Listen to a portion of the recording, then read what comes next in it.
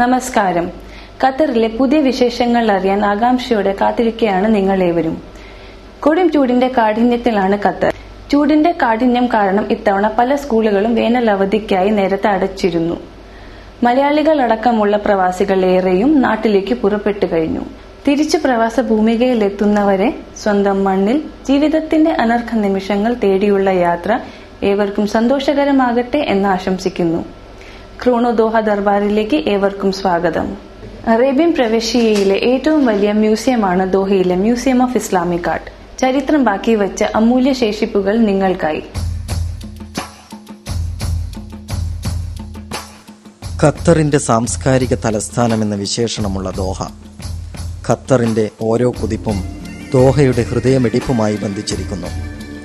മറ്റെല്ലാ ഗൾഫ് രാഷ്ട്രങ്ങളെയും പോലെ എണ്ണയുടെ കണ്ടെത്തൽ ഖത്തർ ജനതയുടെ ജീവിത സാഹചര്യങ്ങൾ മാറ്റിമറിച്ചു. എണ്ണയുടെയും പ്രകൃതിവാതകത്തിന്റെയും ഉറവയാണ് ഖത്തർ എന്ന് തിരിച്ചറിഞ്ഞതോടെ അറേബ്യൻ പ്രവിശ്യയിലെ ഈ കൊച്ചു പ്രദേശം കനകം വിളയുന്ന സ്വർഗഭൂമിയായി മാറി. അതിന്റെ പ്രതിഫലനം എവിടെയും കാണാം. വ്യാപകമായ നിർമ്മാണ പ്രവർത്തനങ്ങൾ, വ്യവസായ സമുച്ചയങ്ങൾ, ലോക നിലവാരമുള്ള വിദ്യാഭ്യാസ ആരോഗ്യ സ്ഥാപനങ്ങൾ.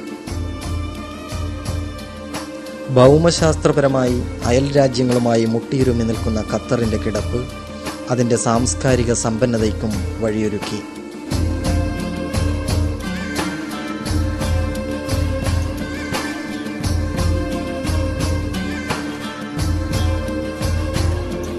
ചരിത്രത്തിന്റെ ഭാഗഭാക്കായതെന്തും സംരക്ഷിക്കാനും അതിന്റെ സമ്പന്നമായ ഭൂതകാലത്തെ പുതുതലമുറക്ക് പരിചയപ്പെടുത്താനും ഖത്തറിന്റെ ഭരണാധികാരികൾ ഏറെ ശ്രദ്ധ പുലർത്തുന്നുവെന്നതിന്റെ തെളിവാണ് ദോഹയിലെ മ്യൂസിയം ഓഫ് ഇസ്ലാമിക് ആർട്ട്.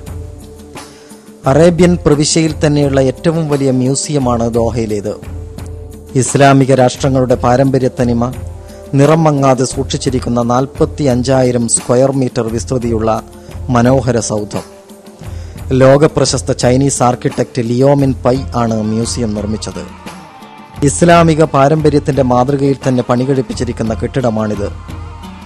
നിരവധി രാജ്യങ്ങളിലെ പള്ളികളും മിനാരങ്ങളും സന്ദർശിച്ചാണ് ലിയോമിൻ പൈ ഒടുവിലൊരു മാതൃകയുണ്ടാക്കിയത്. അദ്ദേഹത്തിന്റെ മുമ്പിൽ ഏറ്റവും വലിയ വെല്ലുവിളിയായത് പ്രകൃതിയായിരുന്നു. കത്തുന്ന ചൂടും മ്യൂസിയത്തിനായി കണ്ടെത്തിയ കടലിനോട് ചേർന്ന് കിടക്കുന്ന സ്ഥലവും. ഒടുവിൽ കടലിൽ നിന്ന് 60 മീറ്റർ ഉയരത്തിൽ പ്രത്യേക പ്ലാറ്റ്ഫോം ഉണ്ടാക്കി അതിനു മുകളിലാണ് ക്യൂബ് മാതൃകയിൽ മ്യൂസിയം പണിതീർത്തത്. പ്ലാറ്റ്ഫോമിന് മുകളിൽ ഈന്തപ്പനകൾ നട്ടുപിടിപ്പിച്ച് ഒരു കൃത്രിമ ദ്വീപ് മാതൃകയുണ്ടാക്കാനും പൈ മറന്നില്ല. കടലിലെ ഉപ്പുജലത്തെയും കത്തുന്ന ചൂടിനെയും പ്രതിരോധിക്കാനുതകുന്ന ഷമൈസൺ കല്ലുകൾ ഫ്രാൻസിൽ നിന്നുമാണ് കൊണ്ടുവന്നത്. 5 നിലകളിൽ വിസ്തൃതമായി കിടക്കുന്ന മ്യൂസിയത്തിന്റെ ആദ്യ 3 നിലകളിലാണ് ചരിത്രശേഷിപ്പുകൾ പ്രഭചൊരിഞ്ഞു നിൽക്കുന്നത്. സൂചി വീണാൽ കേൾക്കുന്ന നിശബ്ദതയും അരണ്ട പ്രകാശവും നമ്മെ ചരിത്രത്തിന്റെ വാതായനങ്ങൾക്കുള്ളിലേക്ക് സ്വീകരിച്ചു കൊണ്ടുപോകുന്നു.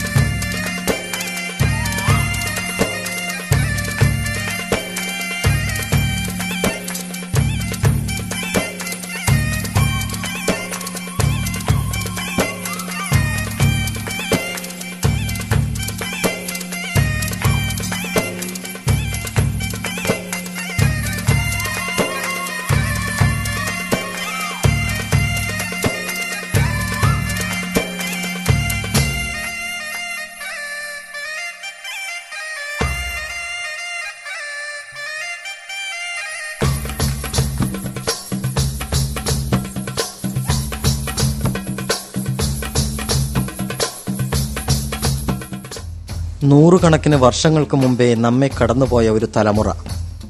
ശാസ്ത്ര സാങ്കേതിക വിപ്ലവം 20-ാം നൂറ്റാണ്ടിന്റെ കുറിപ്പുകളിൽ ഇടം പിടിക്കുമ്പോൾ 11-ാം നൂറ്റാണ്ടിൽ അൽ മുറാദി എന്ന എഞ്ചിനീയർ 30ഓളം ഉപകരണങ്ങളുടെ നിർമ്മാണത്തെക്കുറിച്ച് വിശദീകരിച്ചിരിക്കുന്ന ദ ബുക്ക് ഓഫ് സീക്രട്സ് നമ്മെ അത്ഭുതപ്പെടുത്തുന്നു. ബുക്ക് ഓഫ് സീക്രട്ട് കൂടുതൽ പഠനങ്ങൾക്കായി ഫ്ലോറൻസിലെ ഒരു മ്യൂസിയത്തിലാണുള്ളതെങ്കിലും അതിൻ്റെ ഡിജിറ്റൽ രൂപം ദോഹ ഇസ്ലാമിക് ആർട്ടിലെത്തുന്നവരെ അത്ഭുതപ്പെടുത്തുന്നു. യുദ്ധവിമാനം, കലണ്ടർ, വാട്ടർ ക്ലോക്ക് തുടങ്ങിയവയുടെ നിർമ്മാണ രീതികളാണ് ബുക്കിൽ പ്രതിപാദിക്കുന്നത്.